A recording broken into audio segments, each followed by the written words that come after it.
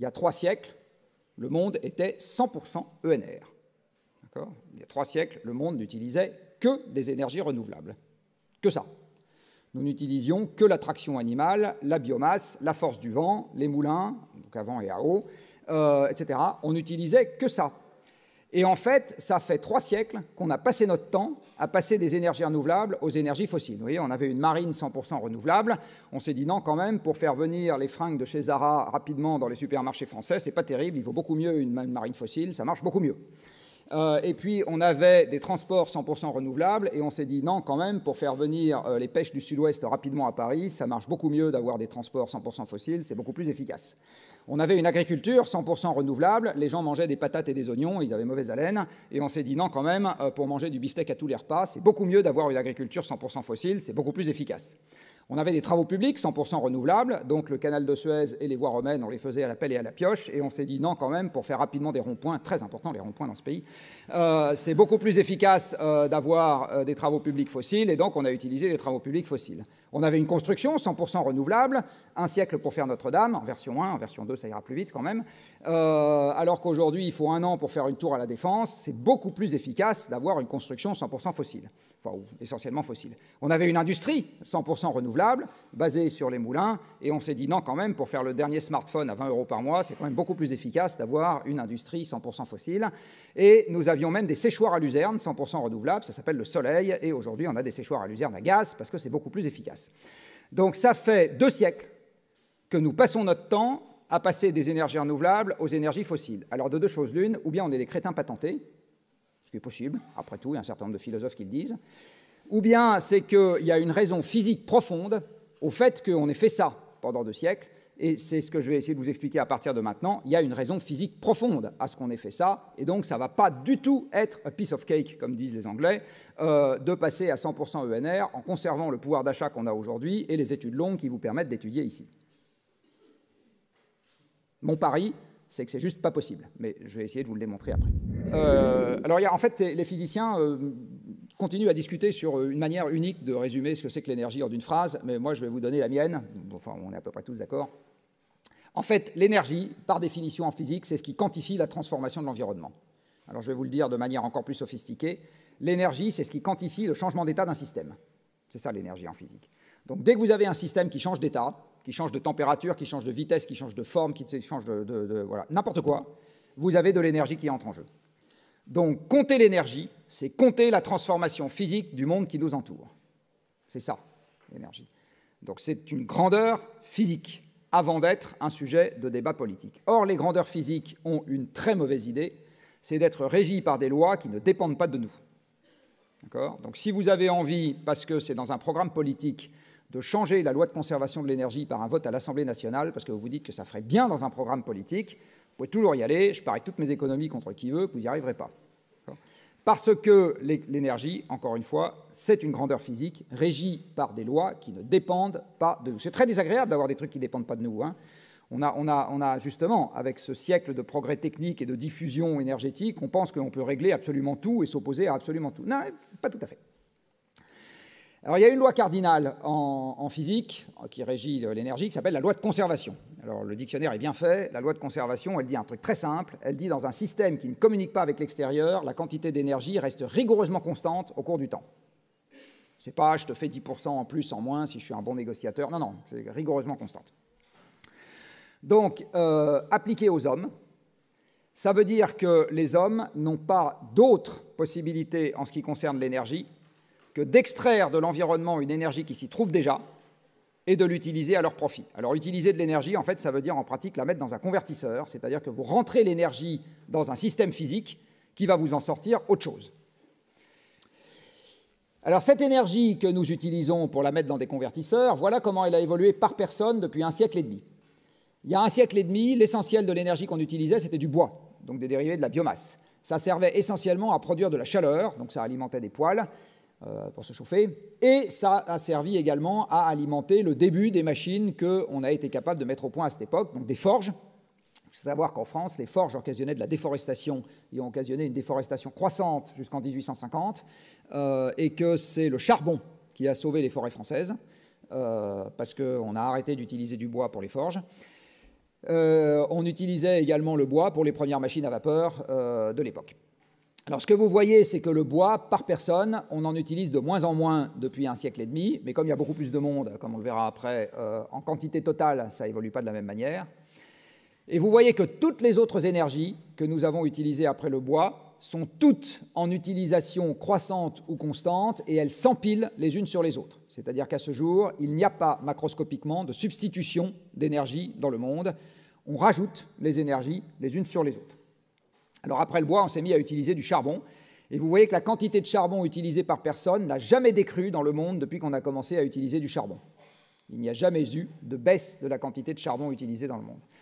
Alors une des raisons à cela, c'est que le charbon aujourd'hui, c'est la première source de production électrique dans le monde, c'est-à-dire que le premier mode de production électrique dans le monde, c'est les centrales à charbon, on verra ça dans pas longtemps, et ça utilise 2/3 du charbon qui sort d'une mine sur cette planète. Et l'électricité, c'est la forme d'énergie qui augmente le plus vite actuellement. Le pétrole est venu se rajouter au charbon. Il ne sert pas du tout à la même chose. Le pétrole dans le monde, il sert essentiellement à la mobilité. Donc le charbon sert essentiellement à l'électricité, le pétrole sert essentiellement à la mobilité, avant toute chose. Après, on a eu le gaz, après on a eu l'hydroélectricité, le nucléaire, et puis dernièrement, on a les nouvelles énergies renouvelables. Alors ramener à l'individu les nouvelles énergies renouvelables, c'est les 3 petits machins du haut, là, dont on vous explique que dans les 30 ans qui viennent, parce que c'est ça qu'il faut faire pour l'accord de Paris, ça va remplacer tout le reste dans un approvisionnement énergétique croissant, puisqu'il faut bien que la croissance économique ait lieu. Alors, s'il y a quelques courageux dans cette salle, je veux bien prendre les paris avec qui veut, à la sortie de cette salle, que dans les 30 ans qui viennent, nous n'aurons pas 100% ENR, remplaçant tout ça par personne, et même cette quantité en croissance. Voilà. Donc s'il y a des gens qui sont prêts à prendre le pari, je veux bien y aller.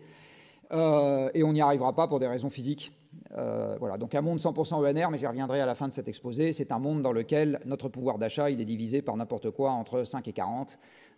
Donc on peut très bien le faire, il n'y a strictement aucun problème, je veux dire physiquement on peut le faire. Ça n'est sûrement pas un monde qui correspond à la situation économique actuelle. Alors qui par ailleurs ne va pas durer non plus, donc ça, finalement peut-être qu'on va y arriver quand même. Voilà, mais j'en profite pour vous dire une chose. Vous voyez là l'importance quantitative des ENR dans le monde par rapport aux autres formes d'énergie. À l'évidence, ça n'est absolument pas reflété par l'importance de ces sujets-là dans la pagination du journal. Et donc, je vais être un peu taquin avec vos anciens qui travaillent dans les médias et vous donner quelque chose que j'espère vous allez garder en mémoire parce que ça sera très utile pour piloter votre vie future, quoi que vous fassiez. Ne prenez jamais ce qu'il y a dans la presse comme une source opposable. Je répète? Non, c'est bon. Ne prenez jamais ce qu'il y a dans la presse comme une source opposable. La presse, c'est la fin d'un téléphone arabe. Qui a déjà joué au téléphone arabe dans cette salle quand il était petit? Alors, parmi les mains qui se lèvent, qui a constaté qu'à la fin de la boucle du téléphone arabe, on avait toujours, dans tous les cas de figure, strictement la même chose qu'au début? On est d'accord? Personne. Si? Une fois? Vous y avez joué combien de fois? Une fois et avec 3 personnes, non? Bon. Voilà. Donc la presse, c'est la fin d'un téléphone arabe dont vous ne connaissez ni le nombre de maillons, ni la qualité de la transmission entre chaque maillon, ni la source de l'information pour le premier maillon de la chaîne. Et comme vous le savez, la résistance d'une chaîne, c'est la résistance de son maillon le plus faible. Donc à partir du moment où vous ne savez pas ce que vaut l'information de départ et où vous ne savez pas ce que vaut la qualité de transmission de l'information d'un maillon à l'autre avant que ça arrive aux journalistes, vous ne savez pas quelle est la fiabilité de l'information que vous avez en face de vous. Donc je le répète, et c'est particulièrement vrai pour les sujets techniques, ne prenez jamais ce qu'il y a dans la presse comme une source opposable. C'est très agréable de vous dire ça. Ça veut dire que le boulot que vous pensiez pouvoir vous éviter de tri et d'analyse et de hauteur de vue sur l'information est fait par quelqu'un qui va bien le faire. Eh bien, manque de peau, ce n'est pas le cas. Voilà. C'est utile de le savoir parce que ça vous évitera bien des déconvenus. C'est utile de le savoir parce que ça vous évitera bien des déconvenus. J'en profite pour vous dire une autre chose, qui est une autre grande règle de vie à cette occasion, qui est, vous avez été sélectionné pour rentrer ici avec des problèmes bien posés qui n'admettent qu'une seule solution. Enfin, en tout cas, en sciences. La vie, ça n'est que des problèmes mal posés qui admettent plusieurs solutions. Donc une partie de ce que vous apprenez à l'école ne vous est strictement d'aucune utilité pour gérer les problèmes de la vie. Ça ne sera que des problèmes mal posés, par exemple avec une information inexacte, et qui admettent plusieurs solutions. Voilà. J'en reviens à mon énergie. Donc, Donc ce que vous voyez, c'est que la quantité d'énergie mobilisée par personne, c'est-à-dire la quantité de machines mobilisées par personne, a considérablement augmenté en l'espace d'un siècle et demi. C'est ça la révolution industrielle, et c'est ça, j'insiste encore une fois, qui fait l'augmentation du pouvoir d'achat de la population. Si je regarde aujourd'hui, l'essentiel de ce qui fait notre pouvoir d'achat, c'est donc des énergies fossiles. Alors le dictionnaire est bien fait. Des énergies fossiles, c'est des restes de vie ancienne, enfin c'est des restes anciens, hein, c'est des choses qui ont fossilisé. Donc les énergies fossiles, c'est gaz, pétrole, charbon, puisque c'est des restes de vie ancienne. L'uranium n'est pas une énergie fossile, c'est un métal. Les métaux ne sont pas considérés comme des fossiles, donc le cuivre n'est pas considéré comme un fossile, le fer non plus, l'uranium non plus. C'est disponible en quantité finie, évidemment, mais par contre, ce n'est pas fossile. Et les énergies fossiles étant des restes de vie anciennes et la vie sur Terre étant basée sur des chaînes carbonées, elles ont toutes comme caractéristique commune de conduire à des émissions de CO2 quand on s'en sert, puisque libérer l'énergie d'une énergie fossile, c'est oxyder le carbone et l'hydrogène qui s'y trouvent. Donc vous n'utilisez pas d'énergie fossile sans faire du CO2. C'est impossible. La population humaine a augmenté. Parce que l'énergie a permis, par exemple, de supprimer l'essentiel des famines. Si ça ne pousse plus ici, on transporte de là où ça pousse. L'énergie permet de conserver les aliments. L'énergie permet de se protéger du chaud et du froid. L'énergie permet d'avoir du temps libre pour chercher sur des médicaments, parce que tant qu'on est occupé à faire pousser des patates, il n'y a pas beaucoup de chercheurs en médecine qui s'occupent d'allonger votre espérance de vie. L'énergie permet de vous protéger des microbes quand vous naissez, etc. Donc en fait, l'allongement de l'espérance de vie, c'est une conséquence directe de l'accroissement de l'approvisionnement énergétique. C'est une conséquence directe. Donc, dans le même temps que nous utilisons de plus en plus d'énergie par personne, c'est-à-dire que par personne, on transforme de plus en plus l'environnement, on est de plus en plus nombreux. Alors, l'INSEE, à l'époque, n'était pas extrêmement performante, mais on va dire qu'au moment où les hommes se sédentarisent, il y a 10 000 ans, est-ce que vous savez pourquoi les hommes se sédentarisent il y a 10 000 ans? Parce qu'il y a 10 000 ans, nous sortons de la dernière grande transition climatique que l'humanité a connue, c'est-à-dire la déglaciation. Et le climat devient stable. Le climat a été stable pendant 10 000 ans jusqu'au moment où on a commencé à le tripoter. Et donc un climat stable, ça permet de commencer à développer des pratiques qui sont reproductibles d'une année sur l'autre, alors que quand le climat n'est pas stable, vous ne pouvez pas, en restant au même endroit. Et nous sommes les lointains ancêtres de cette stabilisation du climat, puisqu'aujourd'hui vous habitez en ville, enfin vous étudiez en ville. La création de l'agriculture, puis derrière des villes, parce que sans agriculture il n'y a pas de ville, c'est une conséquence de la stabilisation du climat. Donc il y a 10 000 ans, le climat commence à stabiliser, et à l'époque, même si l'INSEE n'est pas très performante, nous sommes quelques millions sur Terre. Au début de la révolution industrielle, on a quand même gagné un facteur 100 en ordre de grandeur, enfin un facteur de quelques dizaines, et nous sommes de l'ordre du milliard. Et puis là, vous voyez qu'en 2 siècles, crac, on est passé à 7 milliards, hein, et ça continue à augmenter. Quand je suis né, la population humaine était la moitié de ce qu'elle est aujourd'hui. Alors certes, je suis un vieux crabe à vos yeux, mais quand même, ça fait une grosse augmentation sur une durée de vie. Hein. Alors question, est-ce que quand on voit ce genre d'évolution, on se dit que la population va rester stable indéfiniment à 7 ou 8 milliards d'habitants? Moi, je ne suis pas complètement persuadé, et je suis même raisonnablement persuadé du contraire. Donc dans les régulations auxquelles il faut s'attendre dans les décennies ou siècles qui viennent, il y aura notamment une contraction de la population qui va s'opérer d'une façon que je ne suis pas capable de vous prédire, mais je suis à peu près sûr qu'elle aura lieu. Je vais résumer l'économie par une phrase que vous connaissez bien. L'économie, c'est la gestion de ce qui est rare. Alors moi, je vais vous le dire un peu autrement. L'économie, c'est la compréhension des facteurs limitants dans la production. D'accord ? Alors, qu'est-ce que c'est que l'économie physiquement? C'est un système de transformation, c'est juste ça. Produire, c'est transformer. Tous les vêtements que vous avez sur vous sont des ressources transformées. Les bancs sur lesquels vous êtes assis, enfin les chaises sur lesquelles vous êtes assis, sont des ressources transformées. La salle dans laquelle nous sommes, c'est des ressources transformées. Les moyens de transport qui vous ont permis de venir ici, c'est des ressources transformées. Votre smartphone, c'est des ressources transformées. Le réseau de télécom qui vous permettra d'envoyer une vidéo à votre copain, c'est des ressources transformées. Tout ça, c'est des ressources transformées. Donc nous arrivons sur Terre, et tout ce que nous avons été capables de faire, c'est pas mal, mais tout ce que nous avons été capables de faire, c'est de prendre les ressources disponibles sur Terre et de les transformer. D'accord ? C'est ça, notre activité productive économique. Alors, dans cette affaire-là, il y a 2 siècles. Nous sommes 1 milliard sur Terre, et M. Say se dit, les ressources naturelles, il y en a autant qu'on veut. Alors, si on veut sortir des pierres de tuffeau pour faire des maisons de maître dans l'Anjou, il y en a autant qu'on veut, donc on ne va pas s'emmerder à savoir s'il y a un problème de limite sur la pierre de tuffeau. Donc à ce moment, on se dit le seul facteur limitant, il y a 2 siècles, l'essentiel de l'activité humaine est agricole. Donc on se dit, bon, voilà, le seul truc limitant pour la production, c'est le nombre de gens qui sont capables de travailler. et le capital humain déjà existant, qui à l'époque est essentiellement la Terre. Le reste, ce n'est pas la peine de s'emmerder à le compter, parce que pour ceux d'entre vous qui ont des vieux souvenirs de maths, si on considère que le stock de départ est infini, toute variation relative du stock est nulle. Donc on ne va pas s'emmerder à traîner des zéros partout dans les équations, c'est un peu ballot. Donc on dit, allez hop, zéro, je ne m'en occupe pas. Et donc arrive M. Jean-Baptiste Say, qui écrit explicitement ce qui était l'axiome de départ de la théorie économique que nous utilisons encore aujourd'hui, qui est les ressources naturelles, c'est gratuit. Les ressources naturelles, c'est gratuit. Donc 20% d'oxygène dans l'air, c'est gratuit. Pourtant, si je retire 20% d'oxygène dans l'air, vous êtes d'accord avec moi que le PIB tombe à zéro. Parce que vous mourrez tous. Et toutes. On est d'accord là-dessus? Donc voilà quelque chose qui est indispensable à l'existence d'une activité économique et qui est invisible dans nos comptes. Je vais vous donner un autre exemple. Le pétrole est gratuit. Il délire complètement. Comment ça, le pétrole est gratuit? 1,50 €, les gilets jaunes... Non, le pétrole est gratuit.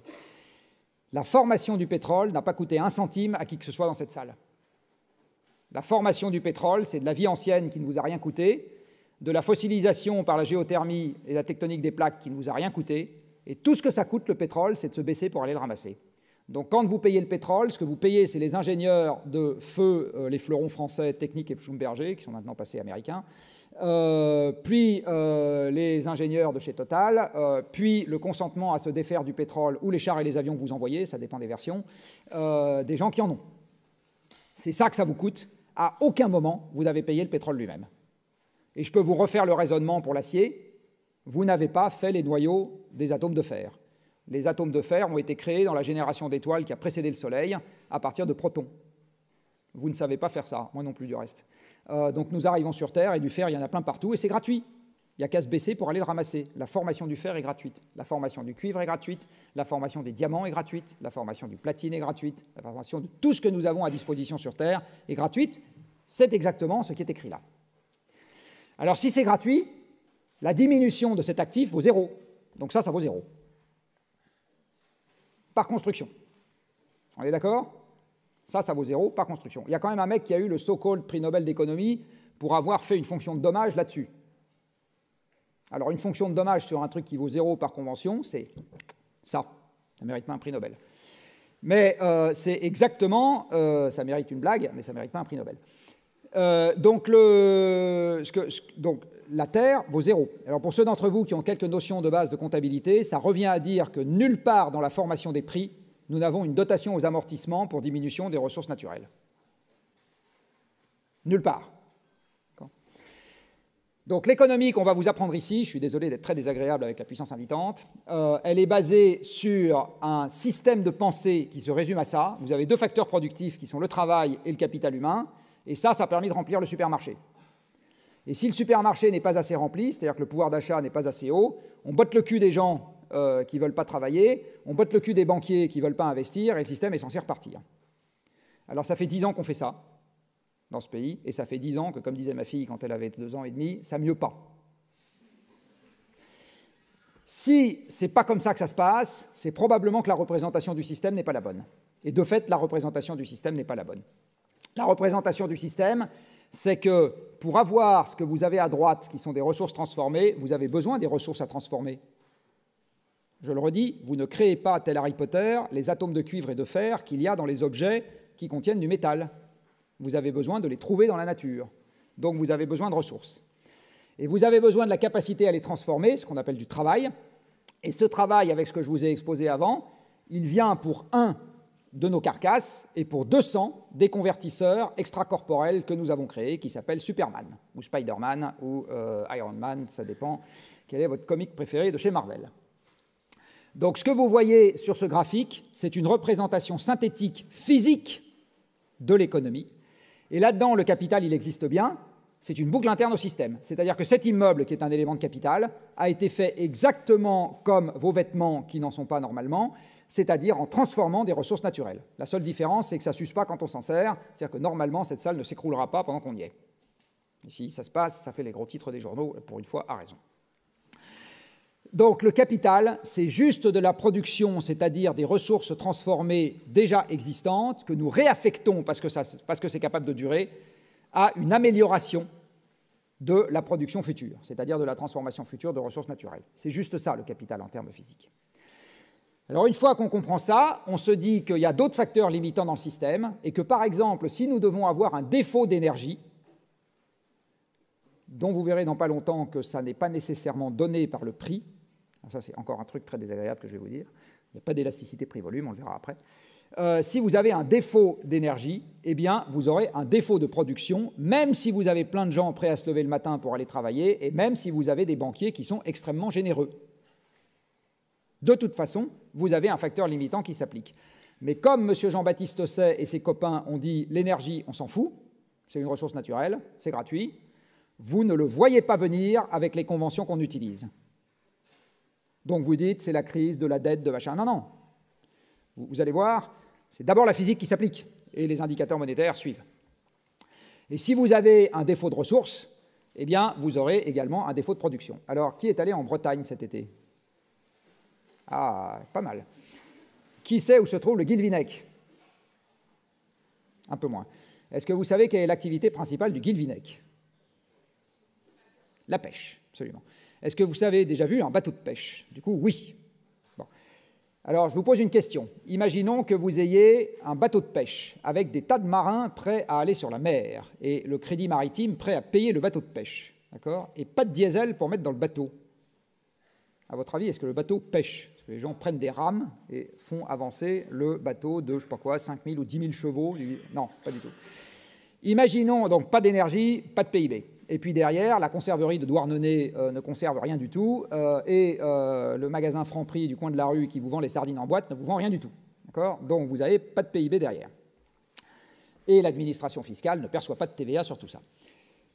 Si vous avez le chalutier du Guilvinec qui a du fioul des marins et le crédit coopératif, et le crédit maritime, pardon, consentant, et qu'il n'y a plus de poissons à pêcher, c'est-à-dire pas de ressources, eh bien, ça ne marche pas non plus.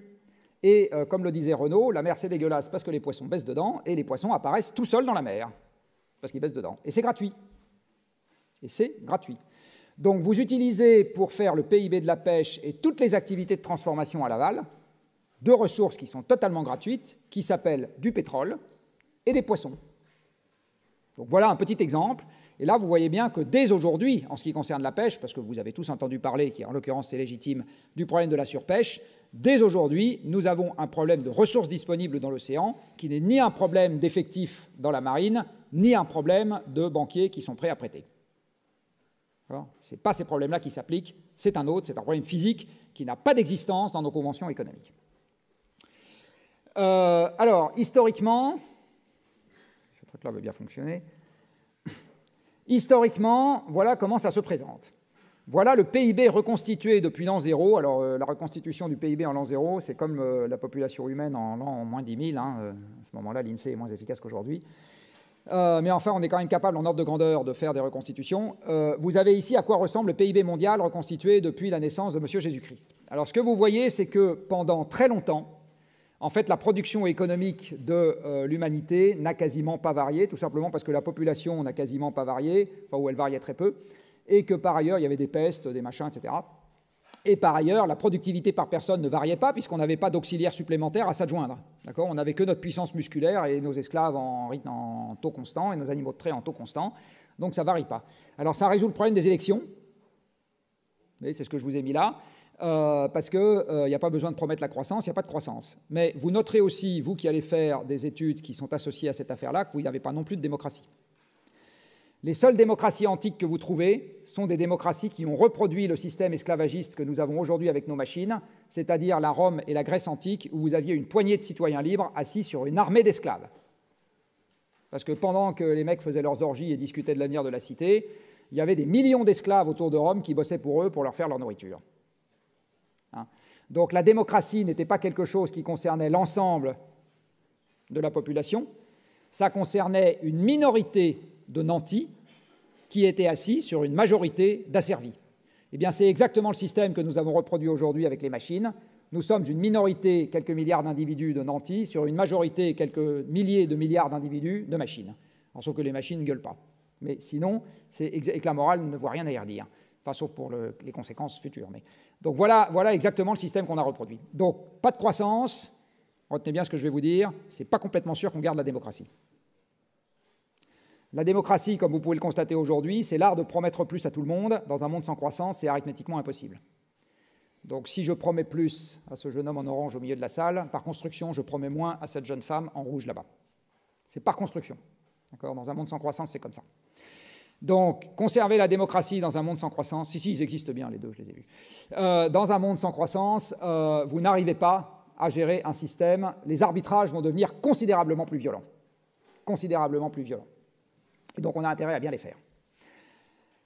Jusqu'en 1850, c'est-à-dire la révolution industrielle, vous voyez, il y a une croissance, mais enfin, il faut la regarder avec une loupe. Le premier pays où ça décolle vraiment, c'est l'Angleterre, parce que l'Angleterre commence à taper dans son charbon, et le charbon, c'est les machines. Et puis arrive le début des combustibles fossiles, et alors là, c'est ras-le-bol, et vous avez l'invention par les économistes de la croissance structurelle de long terme. Quelle bonne blague! Quelle bonne blague! Ça n'existe évidemment pas, la croissance structurelle de long terme. Tous les systèmes physiques finissent par revenir à l'équilibre quand ils sont hors d'équilibre. Donc la croissance structurelle de long terme, ça n'existe pas. Pour le moment, nous avons eu une phase transitoire de l'humanité, 1 siècle et demi, c'est court au regard des temps géologiques, avec de la croissance. Vous finirez votre vie dans un monde sans croissance, même moi. Ça n'existe pas, la croissance structurelle de long terme. À court terme, ça marche bien, parce qu'à court terme, on n'a pas de problème sur l'énergie. Alors voilà le meilleur modèle macroéconomique que j'ai trouvé à ce jour, ça s'appelle une droite. La droite, elle vous dit, regarde combien d'énergie tu utilises sur Terre, c'est-à-dire combien de machines tu mets en mouvement, et moi je te dirai quel est le PIB mondial. Ça marche extrêmement bien. Alors, je n'ai pas le temps ce matin, mais j'ai quelques articles disponibles sur mon site sur lesquels je fais des monographies sur certains pays, et j'en ai fait une sur l'Italie il y a 1 an. L'Italie est un cas d'école où cette courbe-là rebrousse chemin à partir de 2006. Il y a moins d'énergie qui rentre dans le pays parce que l'Italie était un pays très dépendant du pétrole et le pic conventionnel, c'est 2008. Donc l'Italie voit son approvisionnement en pétrole se casser la gueule, pas parce qu'elle l'a choisi, parce qu'elle le subit. C'est exactement la même chose pour la Grèce et pour le Portugal et pour l'Espagne, soit dit en passant. Et à ce moment, le PIB italien rebrousse chemin, quoi que puissent penser les lecteurs italiens. D'accord ? Quoi que puissent penser les lecteurs italiens. Et c'est exactement ce qui nous pend au nez dans tout le reste de l'Europe. C'est exactement ce qui nous pend au nez dans tout le reste de l'Europe. Alors, cet asservissement, il marche non seulement en valeur absolue, mais en variation. Ici, vous avez la variation de l'approvisionnement énergétique dans le monde en vert et la variation du PIB mondial en bleu. Vous voyez que ça marche extrêmement bien. C'est un très bon asservissement parce que c'est les machines qui produisent, j'insiste. Et même dans les services, c'est les machines qui produisent. Dans un service de transport, vous avez des grosses machines. La SNCF, c'est le premier consommateur d'électricité de France. Dans les services dits à la personne, vous avez de l'énergie. Vous n'allez pas chez la personne sans une voiture. Vous ne lui amenez pas ses repas sans des usines pour produire les repas, les mettre sous plastique, etc. Et faire, comme je l'ai vu l'autre jour, là, des œufs au plat sous plastique. C'est quand même merveilleux. Donc, aucun service ne fonctionne sans des machines. Aucun. Vous allez au restaurant, c'est un service, il y a des machines partout. Il y a des machines qui s'appellent les camions qui ont amené la nourriture, il y a des machines qui s'appellent les tracteurs qui l'ont produite, il y a des machines qui s'appellent les cuisines qui vous les chauffent, etc. Vous avez des machines qui s'appellent les hachoirs qui vous les... Des machines partout. Et comme l'essentiel de cette énergie est fossile, voici le drame des négociations climat. C'est que PIB ou CO2, il faut choisir. Je répète, non, PIB ou CO2, il faut choisir. Si vous voulez plus de PIB, vous aurez plus de CO2 tant que ça passe. Tant que ça passe. PIB ou CO2, il faut choisir. Qui a déjà entendu, à part quelques farfelus, comme l'ami Yves Cochet, que j'adore, vous dire PIB ou CO2, il va falloir choisir quand on parle de la lutte contre le changement climatique. Non, dans les discours politiques. Non, dans les discours politiques. Je fais partie d'une instance qui s'appelle le Haut Conseil pour le climat. On a eu un exposé, je peux vous le dire parce que ce n'est pas confidentiel, c'est public le document. On a eu un exposé de la stratégie nationale bas carbone. Le directeur général de l'énergie et du climat, brave polytechnicien comme moi, a quand même eu le culot de nous dire, enfin il n'a pas eu le culot, c'est une instruction ministérielle, ce qui est un des drames de la démocratie moderne, soit dit en passant, c'est la dichotomie entre le politique et l'expertise, a eu le culot de nous dire la stratégie nationale bas carbone, c'est-à-dire la neutralité en France, augmentera le PIB.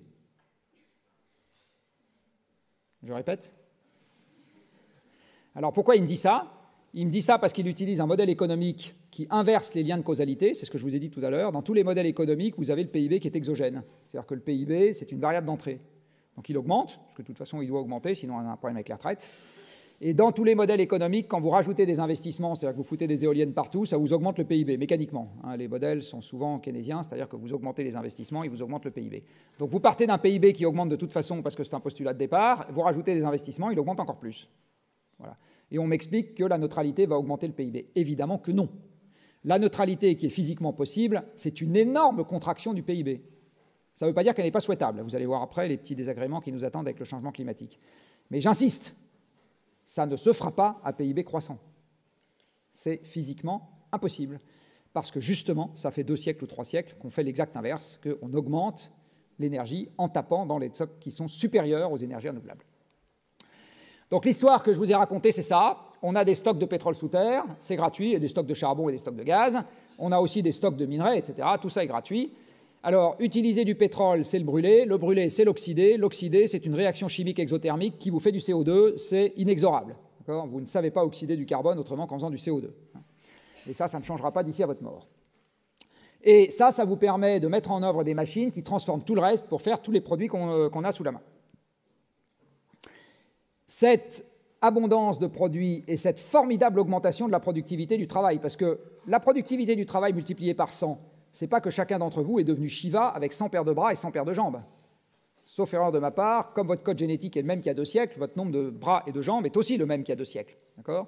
Vous avez, si je sais compter jusqu'à 2 bras et 2 jambes chacun et chacune. Ça ne va pas bouger. D'accord ? Donc la raison pour laquelle nous sommes plus productifs, c'est pas qu'on a 100 paires de bras et 100 paires de jambes, c'est qu'on a des machines qui travaillent pour nous. Sauf que le dénominateur est resté le même. Au lieu de mettre homme plus machine, on a laissé au dénominateur homme. Donc effectivement, le produit au numérateur augmente grâce aux machines. Au dénominateur, on garde la même chose, la productivité augmente. C'est juste une affaire conventionnelle. On aurait pu prendre un autre exemple, enfin un autre indicateur, on n'aurait pas vu augmenter. Donc, grâce à cette formidable, entre guillemets, augmentation de la productivité, ce qui veut dire qu'en fait les machines bossent à notre place, ça nous a libéré plein de contraintes qu'on avait avant. D'abord, on a pu habiter à un endroit qui était loin des ressources, puisqu'on peut les transporter. Donc on peut habiter en ville, par exemple, et continuer à bénéficier des ressources de la campagne. On mange, on s'habille, on a des pierres pour construire, etc. Tout ça ne pose aucun problème, puisque l'énergie s'en charge, les machines s'en chargent pour nous. On a pu libérer du temps pour faire des études à Sciences Po, à l'IX, et des tas de choses absolument indispensables, comme l'intelligence artificielle dans les services bancaires. C'est quand même essentiel, ce genre de truc, ça mérite beaucoup plus d'argent que la lutte contre le changement climatique. Le reste, ça consomme beaucoup plus d'argent que la lutte contre le changement climatique. Si vous demandez aujourd'hui à un chef d'entreprise qu'est-ce qui est le plus important pour vous, la lutte contre le changement climatique ou le digital, il va vous dire les deux sont également importants. Alors après, vous lui demandez et qu'est-ce qui est le plus important chez vous, le budget informatique ou le budget de la lutte contre le changement climatique? Bon, je connais la réponse. Vous avez un facteur 1000 entre les deux, voire 10 000. Donc aujourd'hui, l'intelligence artificielle dans les services bancaires, c'est quand même vachement plus important que la lutte contre le changement climatique. Donc la productivité du travail qui augmente permet de libérer des tas de contraintes et libérer du tas de temps libre. Et ce temps libre, puisqu'on ne travaille plus, les machines le font à notre place, ça s'est investi dans 35 heures par semaine, 6 semaines de congés payés, pas de travail le week-end, des études longues et la retraite. Tout ça, c'est l'énergie. Tout ça, c'est l'énergie. Donc les négociations sociales dans un monde en contraction énergétique, bon courage. Ça va être un peu plus sport que les négociations sociales dans un monde d'abondance. Je crois que c'est à Francis Buick qu'on attribuait cette maxime qui est « en période de croissance, il n'y a pas de mauvais manager ». Je vous le confirme. Quand on n'a que des problèmes de riches, on s'en sort. Donc, en période de croissance, il n'y a pas de mauvais manager. Ça, c'est absolument certain. Et donc, en période de croissance, il n'y a pas non plus de mauvais politiques. Distribuer du rap de sucette, n'importe quel crétin y arrive, c'est assez facile. Par contre, distribuer un défaut de sucette, ça, je peux vous dire que c'est autrement plus coton. Et malheureusement, c'est le monde qui vous attend, qui m'attend aussi du reste. Je ne suis pas une exception, on est dans la même salle. Alors, cette production croissante, voilà, on lui donne une contrepartie économique qui s'appelle le PIB, et donc il y a 2 facteurs limitants au moins à cette affaire-là, qui sont un que vous connaissez très bien, qui est ça provoque un changement climatique, cette affaire-là, est-ce que ça ne va pas finir par être un peu désagréable, cette expérience? Et un deuxième facteur limitant dont les journaux français ne parlent quasiment jamais, qui est le facteur limitant à l'amont, à savoir, est-ce que j'ai assez d'énergie qui rentre dans le système pour lui permettre de continuer à croître? Alors pourquoi est-ce que les médias français ne parlent jamais du deuxième problème? Tout simplement parce que pour le premier problème, vous avez de la science en libre accès et des militants qui militent. Or, un journal, il reflète des communiqués de presse. Un journaliste ne se lève pas le matin en disant « Tiens, je vais faire une monographie sur les ressources moyennes des étudiants à Sciences Po ». Il reçoit un communiqué de presse de Sciences Po disant « Cocorico, les ressources moyennes des étudiants à Sciences Po ont baissé de 3%, ça prouve bien qu'on se démocratise ». Et là, à ce moment, il va aller regarder ce qui se passe. Mais jamais il va lui venir l'idée, tout seul, de faire ça. Jamais, jamais, jamais. Donc tout ce que vous voyez dans le journal, je dis bien absolument tout ce que vous voyez dans le journal, vous avez un truc qui en est à l'origine, qui s'appelle une dépêche, et à l'origine de la dépêche, vous avez un communiqué de presse. L'AFP, c'est un système entrant. C'est une gare de triage et un système entrant. Et c'est bien pour ça qu'il y a des services com partout. Si les journalistes savaient tout seuls ce qu'il faut aller regarder, les services com ne serviraient à rien. Ça ne serait pas la peine d'essayer de les orienter dans ce qu'ils vont raconter en leur envoyant des informations, puisqu'ils savent déjà ce dont il faut parler. D'accord ? Et comme le contrôle budgétaire dans les entreprises est un truc bien fait en général, eh bien on supprimerait ces gens qui ne servent à rien, puisque ça ne sert absolument pas à faire en sorte que la presse parle de ceci ou de cela. Donc la presse ne parle de quelque chose que parce qu'il y a eu une information entrante. J'insiste vraiment là-dessus. Donc, du coup, on ne vous parle pas des problèmes sur lesquels il n'y a pas d'information entrante. Or, qui en France s'agite en disant on a peut-être un problème déjà d'approvisionnement énergétique? À peu près personne. Il y a 3 clampins dans mon genre, oui c'est ça, Mathieu Ozado qui travaille avec moi, plus 3 clampins dans mon genre, je peux vous dire qu'on ne pèse rien face aux gens qui s'agitent sur d'autres problèmes. Donc, parce que peser quelque chose, ça veut dire faire l'ouverture du 20h de TF1, hein, c'est ça que ça veut dire. Ou de France 2, je ne sais pas, bégueule. Donc, le problème amont sur l'énergie, on ne le voit pas pour 2 raisons. D'abord parce qu'il n'y a pas de porteur d'intérêt, et ensuite parce qu'on est obnubilé par les prix, et donc on pense que la rareté se reflète par le prix. Et je vais vous montrer dans pas longtemps que c'est faux. On peut manquer de quelque chose, et pourtant son prix nominal n'augmente pas. Mais j'y viendrai après. Alors, je vais commencer par la partie amont, c'est-à-dire est-ce qu'on va avoir de l'énergie ad vitam aeternam? Alors, il se trouve que la réponse est non, c'est assez facile à comprendre. Il faut de 50 à 300 millions d'années pour former des combustibles fossiles. 50 à 400 même millions d'années. Ce qui veut dire qu'aux échelles de temps qui vous intéressent, c'est-à-dire la soirée de la fin de la semaine, non, pardon, c'est-à-dire quelques siècles, eh bien, on peut considérer que le stock de combustibles fossiles qu'il y a sous terre, il est donné une fois pour toutes. D'accord ? On a un héritage. Le Mère Nature nous a légué, cet héritage ne change pas. Il vaut une certaine quantité. On ne la connaît pas bien au départ, mais il n'y en a pas plus que ça. À partir du moment où vous tapez dans un stock de départ qui est donné une fois pour toutes, les mathématiques vous interdisent que vous puissiez avoir une production indéfiniment croissante. On est d'accord ? Sinon, ça veut dire que le stock est infini. C'est même interdit d'avoir une production indéfiniment constante, parce que sinon, le stock est toujours infini. Tout ce que vous avez le droit d'avoir, c'est une production qui part de 0 à moins l'infini, qui finit à 0 à plus l'infini et qui passe par un maximum entre les deux. C'est un théorème de Match, c'est même encore le démontrer. Alors, ce que je vous dis, ça vaut pour le pétrole, mais ça vaut pour le gaz, ça vaut pour le minerai de cuivre, ça vaut pour le minerai d'aluminium, ça vaut pour le tungstène, le cobalt, le nickel, le zirconium, le lithium, just name it. Hein. Ça vaut pour n'importe quelle ressource dont le stock de départ sous terre est disponible en quantité donnée une fois pour toutes. Et donc, pour toutes ces ressources-là, sur lesquelles notre économie est assise, vous aurez quelque chose qui s'appelle le pic. Donc, le pic, ce n'est pas une théorie fumeuse, c'est un théorème de maths. Et les théorèmes, comme vous le savez, sont toujours valables dans leur domaine de validité. Il n'y a pas d'exception, sinon ce n'est pas un théorème. C'est même très facile de démontrer qu'un truc n'est pas vrai en maths. Vous le savez, il suffit de montrer qu'il y a un cas de figure où ce n'est pas vrai. Donc un théorème, c'est que c'est toujours vrai. Il n'y a pas d'exception. Ce n'est pas une fois vrai, une fois faux. Toujours vrai. Et là, c'est pareil. Aucun rêve que je peux avoir, que vous pouvez avoir, que n'importe qui peut avoir pour l'avenir, ne peut exister s'il doit violer un théorème de maths. C'est juste pas possible. Alors, en ce qui concerne le pétrole, ce pic, on s'en rapproche. En fait, on l'a déjà passé pour une partie du pétrole dans le monde. Et qu'on s'en rapproche, on peut le voir en regardant non pas la production, mais la variation de la production de pétrole sur un siècle et demi. Eh bien, vous voyez que cette variation, le pétrole augmentait de 15% par an il y a un siècle et demi. Il augmentait de 10% par an avec des moyens plus sophistiqués, soit dit en passant, après. Il augmentait de 5% par an il y a quelques dizaines d'années avec des moyens encore plus sophistiqués. Et aujourd'hui, avec le shale oil, il n'augmente plus que un peu plus de 0% par an. Donc en fait, la technique, ce n'est pas un moyen d'augmenter la production plus vite, c'est une réponse au fait qu'on a des contraintes sur ce qui précède. C'est bien comme ça qu'il faut le voir. Le shale gas, c'est un truc qui est connu depuis 2 siècles. Le premier éclairage municipal qu'il y a eu dans le monde au gaz dit de ville a été fait, enfin au gaz naturel, pardon, a été fait avec du shale gas à Fredonia, sur la côte est des États-Unis, il y a 2 siècles. Donc le shale gas, c'est un truc qui est connu depuis très longtemps, et en fait on y revient parce que les autres types de ressources commencent à poser problème. C'est bien dans ce sens-là que ça se passe, et pas dans le sens inverse. L'Agence internationale de l'énergie, alors la presse a totalement passé ça sous silence, totalement, a sorti en décembre 2018 un rapport disant, pour la partie conventionnelle du pétrole, c'est-à-dire ce qui n'est pas shale oil, le pétrole de roche-mer, et ce qui n'est pas les sables bitumineux du Canada, tout le reste a passé son pic en 2008. Et depuis, ça décline. Qui en a entendu parler de ce truc-là, à part les lecteurs d'Ozano?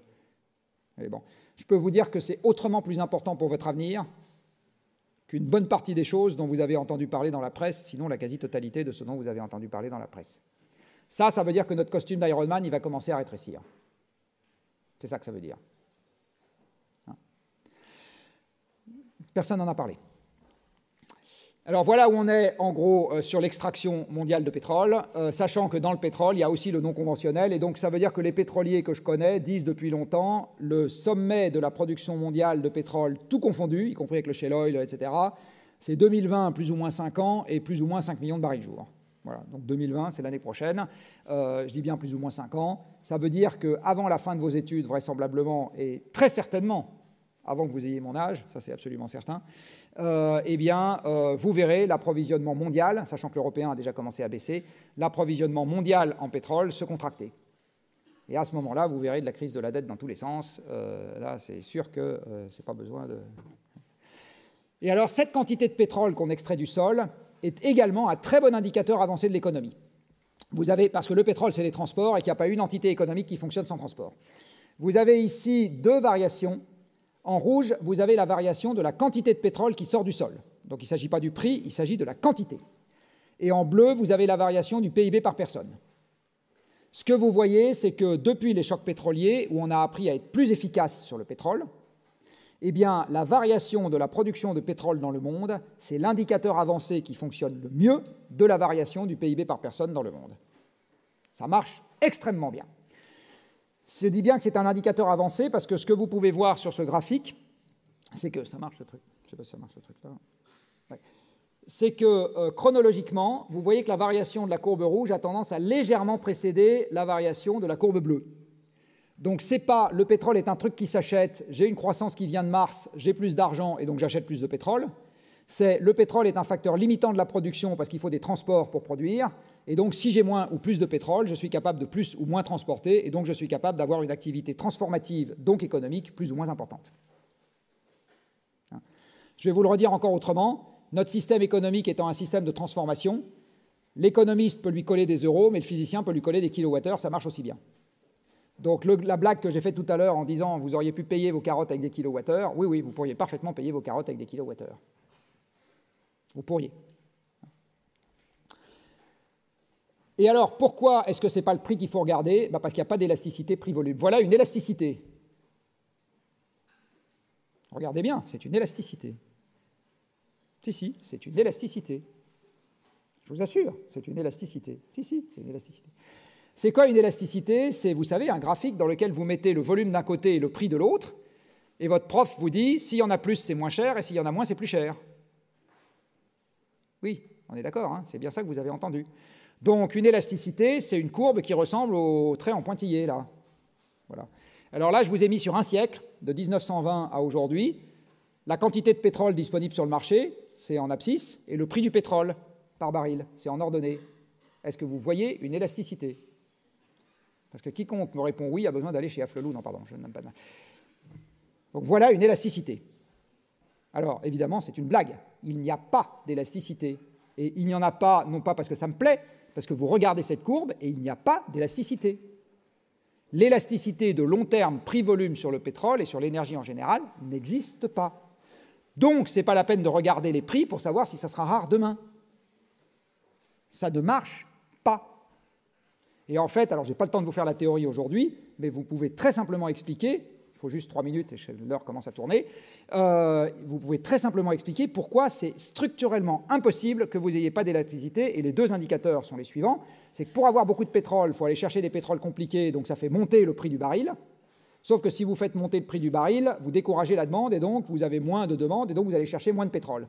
Donc en fait, un pétrole qui commence à devenir contraint, son prix est oscillant. Il n'est ni haut ni bas, il oscille. Donc la contrainte pétrolière ne va pas rendre le prix haut ou bas, il va le rendre volatile. Et c'est en fait la seule indication que vous pouvez regarder. Vous voyez, pendant longtemps, ça a été constant, c'était cartélisé, puis là, ça commence à faire n'importe quoi, c'est volatile, et ça va devenir volatile. En fait, un économiste qui regarderait ça, il théoriserait ça d'une manière tout à fait différente. Il dirait il y a deux régimes inélastiques. Il y a un régime dans lequel vous avez un volume qui est indépendant d'un prix qui est fixe, puis un régime dans lequel vous avez un prix qui est indépendant d'un volume qui est fixe, et puis on recommence. Voilà la meilleure approximation qu'il vous trouverait. Vous direz il y a deux régimes inélastiques orthogonaux. Bon, pas du tout ce que... Alors en Europe, où est-ce qu'on en est sur l'énergie?